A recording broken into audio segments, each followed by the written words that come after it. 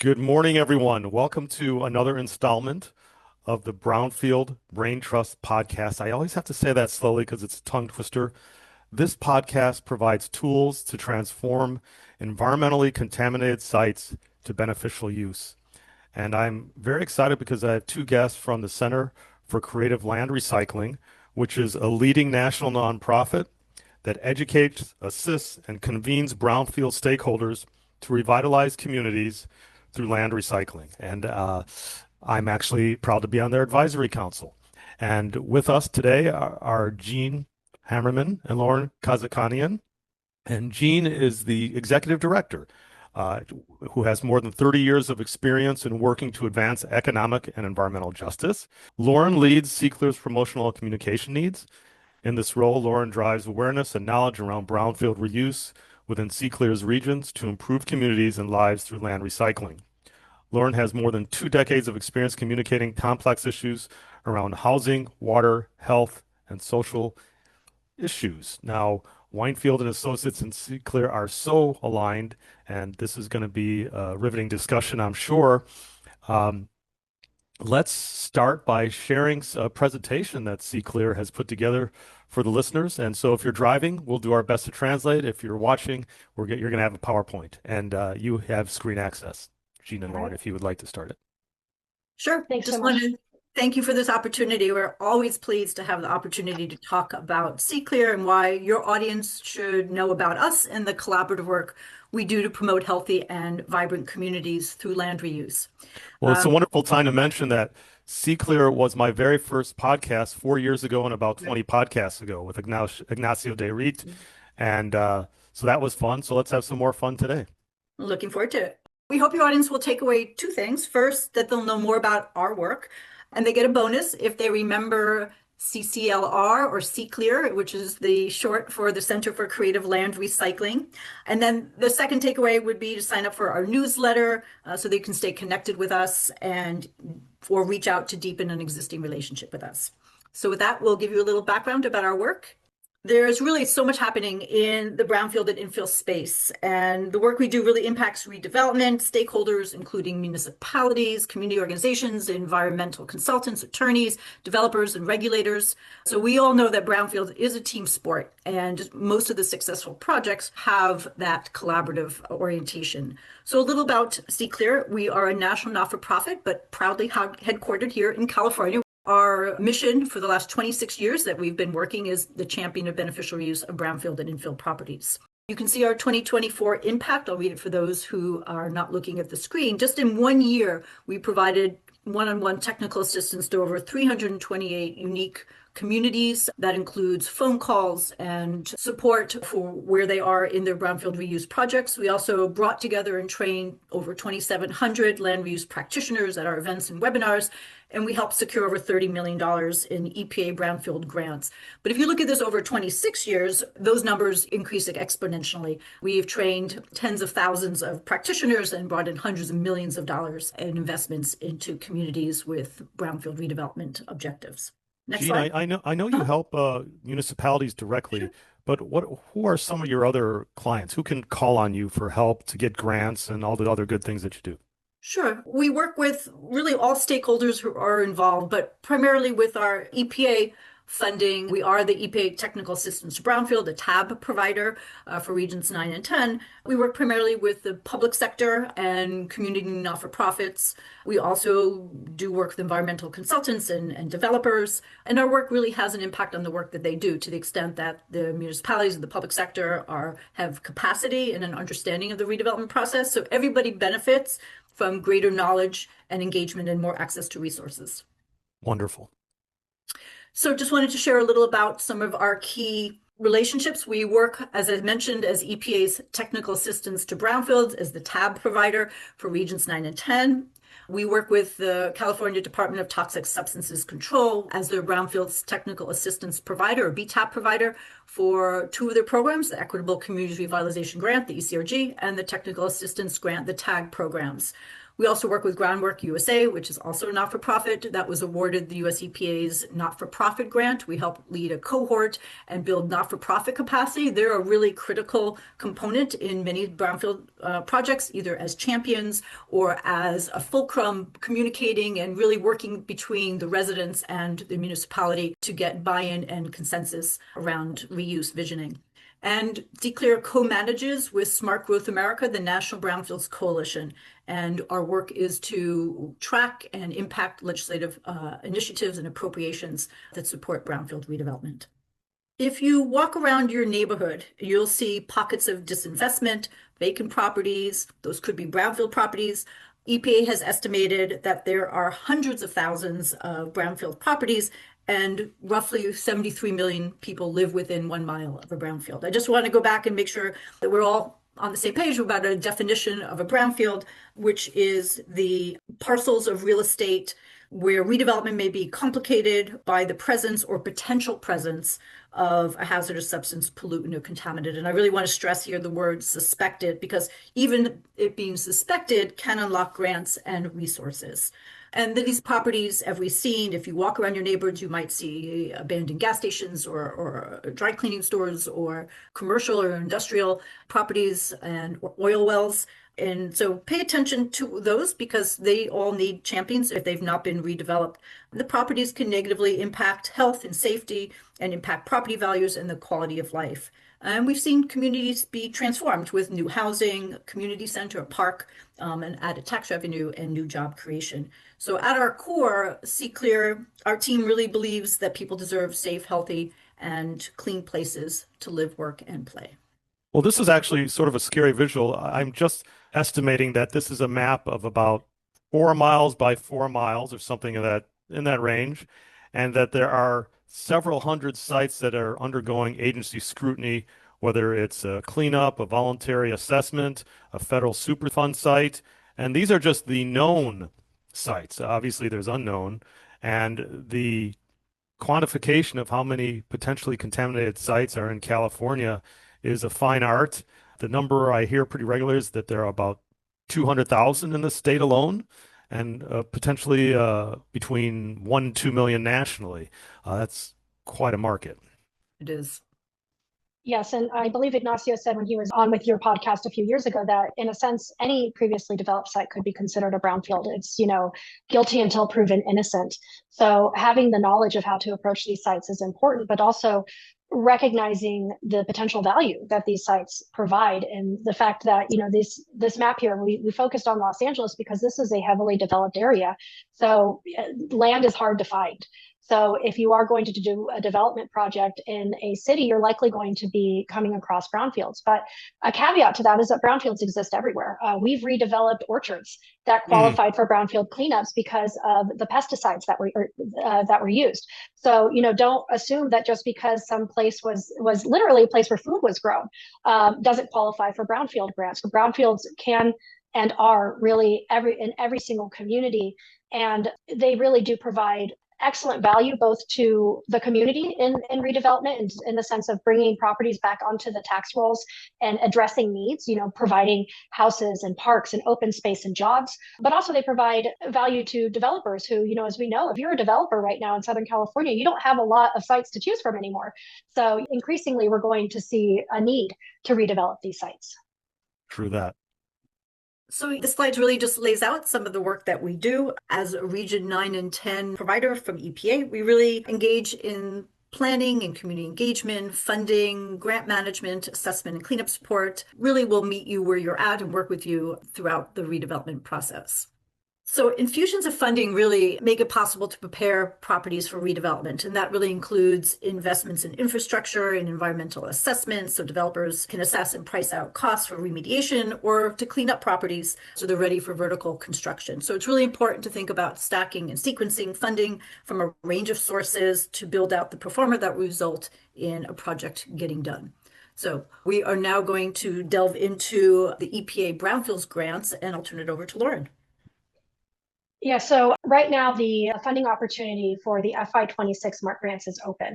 There's $250 plus million available to assess and clean up sites in the United States with these grants. The application period is open until January 28th, and the EPA tab providers, which CClear is for regions 9 and 10, so your entire West Coast from Alaska to Arizona, including the Pacific Islands, we provide cost-free grant review, and we do that for consultants as well. So if you are an environmental consultant who is writing a grant for a community, we can provide grant review. The caveat to that is you have to include the applicant. The municipality, the nonprofit, the tribe that you are supporting needs to be included in your communications with us so that we can review that grant.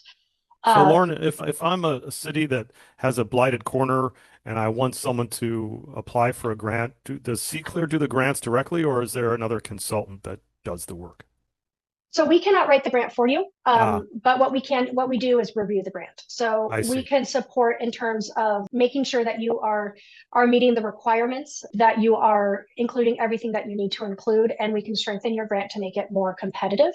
So, for example, last year, 91% of the grants that were awarded in regions 9 and 10 were touched by CClear. So Wow. we we really work hard to help communities receive these grants. Have to get their application in by the end of January. Yes. It's only 2 months, folks. Get it in. And we would like to see your first draft by mid-January. That gives us enough time to give you 2 rounds of edits. So really the sooner the better is what we say when it comes to grant review. So the funding available this year, you can see that the grant terms go between 4 and 5 years, and the grant amounts are between $500,000 and $4 million for cleanup grants. So there's a lot of funding available to assist with the assessment, planning activities, and the cleanup. There's a couple different assessment types that are available this year: community-wide assessment, assessment coalitions, which are where a number of entities or agencies get together to assess grants within a region, and then also the community-wide assessments for states and tribes, in addition to the cleanup grants. We are planning some in-person events and conferences next year. So we're very excited that we'll be hitting the road and going to a variety of states. That's going to start in April in Arizona with the Arizona Brownfields Conference that we're hosting in Tucson. The save the date is out for that. It's going to be April 29th and 30th. Then right after that, we go up to Las Vegas for the Nevada Brownfields Conference, which is going to be May 6th and 7th. And then we will have multi-city workshops in Hawaii and Oregon. These are one-day workshops, but we'll be moving from city to city. And we anticipate those will be scheduled in June and July. And then finally, the California Land Recycling Conference, which really is our premier event. It's a 3-day conference that we do in partnership with EPA and the California Department of Toxic Substances. That will be happening in September, and we expect to have dates and locations very soon. In addition to these in-person events, we will also have a number of webinars next year for those who want to attend from home. But at this point, we have an event sponsorship interest form. So if any of your listeners are interested in tabling at one of our events and being an event speaker and really connecting with the people who are on the ground doing this work, you can scan the QR code or go to our website to fill out that form. And we'll let you know once we have our sponsorship packages prepared for next year. With that, we wanted to spend a little bit of time just giving you a quick update on some brownfield trends. I talked about it a little bit when I mentioned the end of the bill funding for the brownfield grants, but there are some other things happening on brownfields that are positive. So Jean is going to start with the federal, and then I'll share a little bit about what's happening in California. I think we can all be happy to hear that this is a very bipartisan issue. So whether you're left or right, you're a brownfield supporter if you're a politician. We have continued to see, I have been down in DC and attended some hearings, and can't tell who's on what side of the aisle, that they're really, the work done by the U.S. Conference of Mayors and other organizations has really supported the education of legislators who understand how infusion of this type of funding has really helped strengthen communities. So that is the good news, that we see that boost for the multi-purpose assessment and cleanup grants going through this year and being preserved. That is good news.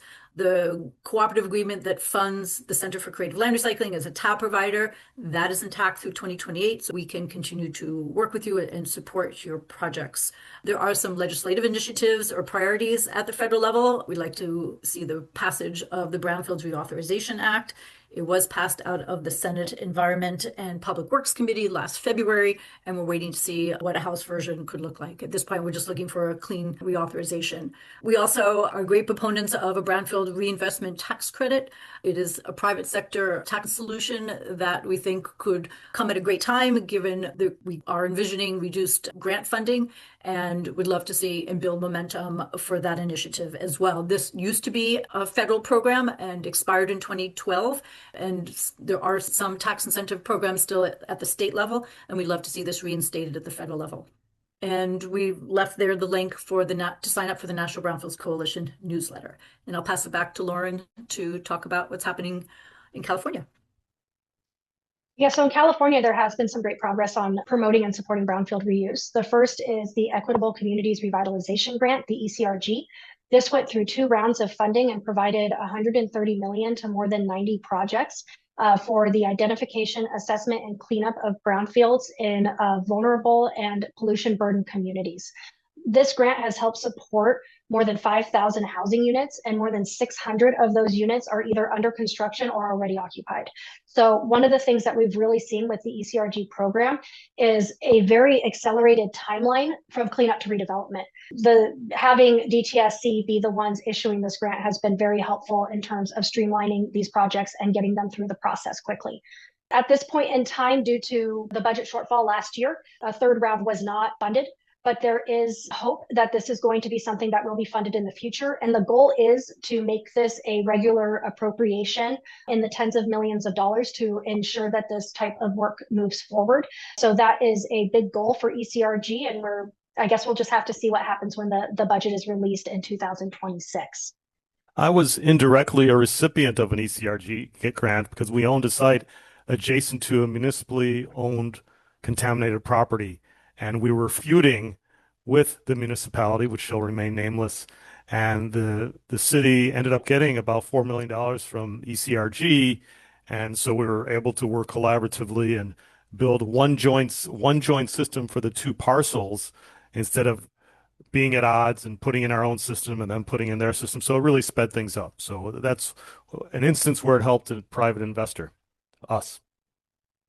That's an excellent case study, and it really shows that contamination doesn't care about property lines, right? It doesn't care where the polluter's property line ends. And so there is benefit in programs like this for surrounding properties. So thank you for sharing that, Matt. That's hopefully we can have more success stories like that. Well, it'd be great if ECRG starts up again in 27. Agreed. Additionally, there's been some legislative wins in terms of streamlining approvals for brownfields. The biggest one is definitely the CEQA carve-out for infill development. This is AB 130 and SB 131. I want to highlight that in order to qualify for these infill carve-outs, and if you qualify for an infill carve-out, it means that you get to avoid the CEQA process, which is both a time saver and a cost saver for developers. But in order to qualify for that carve-out, a site needs a phase 1 assessment, and if contamination is found, it has to be remediated. If contamination is found, you will likely have to go through the CEQA process for the cleanup. So it does not exempt you from CEQA for a cleanup. But once that cleanup is complete for the actual development, you won't have to do an EIR or another CEQA report. So we are hopeful that that's really going to accelerate some reuse in communities. Additionally, recently, AB 961 passed, and that's going to extend liability protection for innocent landowners and prospective purchasers through 2037. So for your California listeners, if you do want to know more about brownfield legislation within the state, we highly recommend that you connect with Prosperity California. We are on their Brain Trust, and they really understand the value that brownfield reuse provides in California. And then if I could, I wanted to share some success stories. When Ignacio was on your show 4 years ago, he was a little bit of a Debbie Downer because he talked about how these projects take so long that a lot of times you don't see the successes. But in the 4 years since when he was on, there's been successes in some of the projects he talked about. The first one is the Emery and Buchin Park in Emeryville. So this was the old Sherwin-Williams paint factory. It closed in 2006, and the city approved the reuse plan for it in 2016. And the park was able to open in 2023, and more than 500 apartments opened in 2024. So it took about 20 years from this site to go from the end of the previous use, the closure of the factory, to adaptive reuse. And you can see this use of EPA funding both in the assessment and the cleanup, and the city also provided funding for this project as well. I think it's important for listeners to realize what a big deal that project was. I mean, paint manufacturing has just about every VOC imaginable used in making the paint and metals. And so it's very complex remediation, high hazard. And with California's stringent standard, they were able to put a park in multifamily. That's quite a victory. Yes, absolutely. And it's not alone in Emeryville. Emeryville was such a manufacturing hub that it did have a number of sites like the Sherwin-Williams paint factory. There's also a key manufacturing facility that's been reused. Like there's a lot of rail facilities that have been reused. When Emeryville started its reuse journey back in the 80s, it Mm, recognized that it needed to start cleaning, that it didn't have any land. It could not expand. So really, it's been the only way that it could provide the amenities that residents needed and expand its tax base was to reuse contaminated sites. So they identified 300 acres that they wanted to redevelop, and the city has successfully redeveloped all 300 of those acres now. So they have really done a lot of fantastic work, and it's been recognized on the national level. So the pedestrian bridge that's in my background, that won an EPA Phoenix Award for its brownfield reuse. And Ignacio received a Lifetime Achievement Award for his work in Emeryville. And just yesterday, he sent me a picture of a ribbon cutting ceremony for the Greenway, which is what this bridge goes over. So they are still doing the work and they are still cleaning up and opening up sites. fantastic. Another project that Ignacio talked about is Taylor Yards in Los Angeles. This is a big site. This is 150 acres. It was a former rail yard that closed in 85, lots of petroleum contamination. And how the city addressed a site of this size is they broke it up into different parcels. So at this point, most of the parcels have been redeveloped. The only ones remaining are the G1, known as the bow tie, and the G2 parcels. These are the most heavily contaminated parts of the site because this is really where locomotive maintenance happened. So all the other sites have been successfully redeveloped into housing and a park, a high school, and even a distribution center, as well as the Rio de Los Angeles State Park. The two remaining parcels are actively going through assessment and cleanup, and they are going to remain open space once that is complete. But even though these sites are still going through the process, there are successes happening here. The Rio de Los Angeles State Park is a thriving habitat now. So taking this extremely degraded site and restoring riparian habitat, cleaning up the water going into the LA River. And it's provided habitat for the endangered least Bell's vireo, which disappeared from the site. It wasn't seen for decades, and now it's back. So that's a big ecological win. And then on the G2 parcel, which is really where the remaining bulk of the contamination is, there's been some really great work done on bioremediation and mycoremediation on that site. And it's really showcased that by combining native plants with fungi, a lot of this petroleum can be removed from the soil, actually extracted from the soil. And instead of digging and hauling out tons of contaminated soil, you have to remove the plants. And so it's really cutting down, or it will potentially cut down on remediation costs because there will be less soil that will need to be removed here. Phytoremediation, I think is the word, right? Yeah, so there's a couple different phrases here that get used in tandem because a lot of these tactics are used together. So the phytoremediation is the plants, the mycoremediation is the mushrooms, the fungi, and bioremediation, which is using bacteria. So all together, they're nature-based solutions that we see a lot of benefits in, because if you think back to that map of Los Angeles and all those contaminated sites, you really have to wonder, where are we going to put all that dirty soil? So anything that we can do to help keep that soil on site and clean it on site is going to reduce the negative impacts of cleanup. Indeed. And then I have two ECRG success stories I wanted to share because these, again, really showcase how quickly these projects move forward. The first is the Miss Margaret Gordon West Point in Oakland. This was developed by the East Bay Asian Local Development Corporation, EBALDC. They received it was about $840,000 cleanup grant from ECRG in 2021, and they are already at full occupancy. They cut the ribbon in June 2025, and now 58 affordable houses are filled. Fantastic. Mm-hmm. And then I thought you would like this one, Matt. So this is the Northgate Market in Linwood. This is a former gas station that was so contaminated that the city grappled with trying to redevelop the site for 2 decades before they got their ECRG grant. And it ended up costing $5.1 million to remediate this site. The plume was moving towards groundwater, so it was threatening local water supply. And all of that has now been taken care of. This market opened last month in November, and it has created, or is in the process of creating, 225 permanent jobs and has brought a grocery store into a food desert. Yeah, I was just about to use the term food desert. That's what Linwood is known for, unfortunately. And I have remediated sites in that town. And I remember when I first opened my consultancy in '97, we were released by Linwood to do some work, and that site is still unfortunately contaminated. So I hope they get some ECRG money.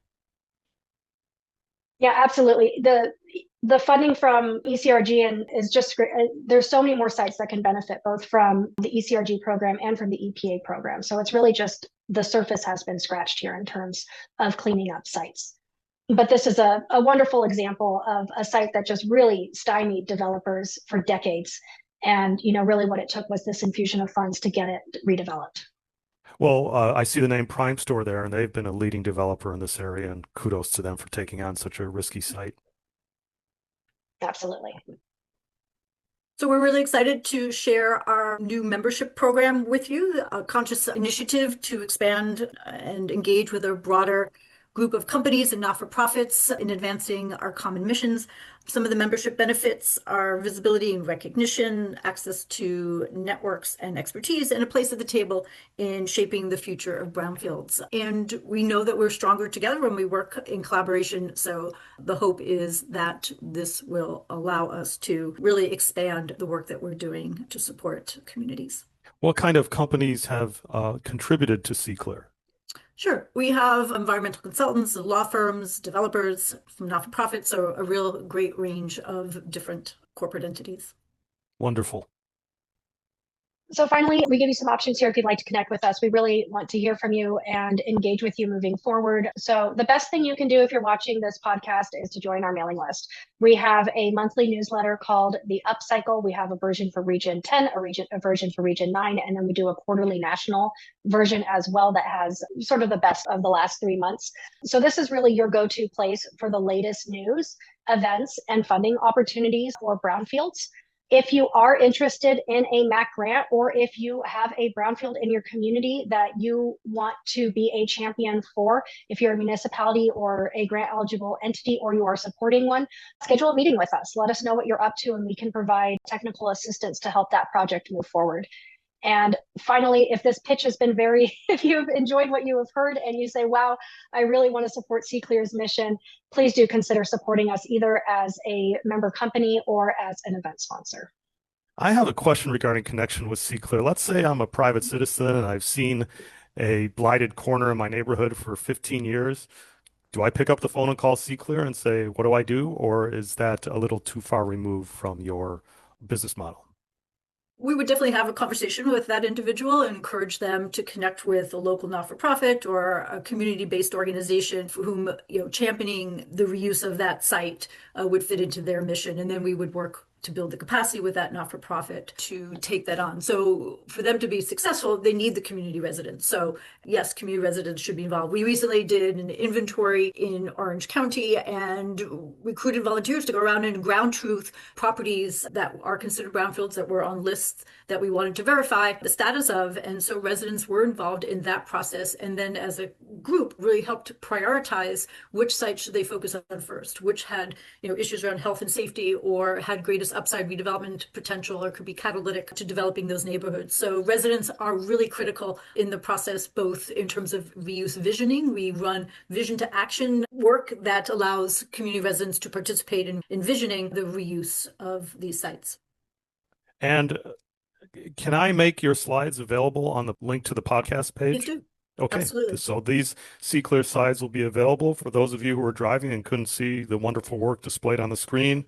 And I have a few takeaways, and one of them is get your share of this $250 million MAC EPA grant money and start an application before Christmas. And if you're a municipality, have your grant writers look into it. And if you're a private entity, team up with a nonprofit. Can private entities team up with a nonprofit for these? Maybe not as the applicant, but if you're a nonprofit a lot of these projects are going to need private partners to get them done. So I don't believe you can team up as a actual sub-grantee, for example. But grantees are going to need people to do the assessments, to run the community engagement and the planning, and to build the end use. So if you are not a grant eligible entity, you want to encourage your partners who are to go for this funding. Fantastic. And I think I'm going to plagiarize one of your expressions. I'll apologize in advance. I am going to use the expression Brownfield is a team sport every day now. I like that a lot. Uh, Jean Hamerman, Lauren Ghazikhanian, thank you so much for joining the Brownfield Brain Trust podcast. And Thank you for the opportunity. We look forward to continued conversations. Absolutely. Take care, everyone, and call C. Claire for your Brownfield needs.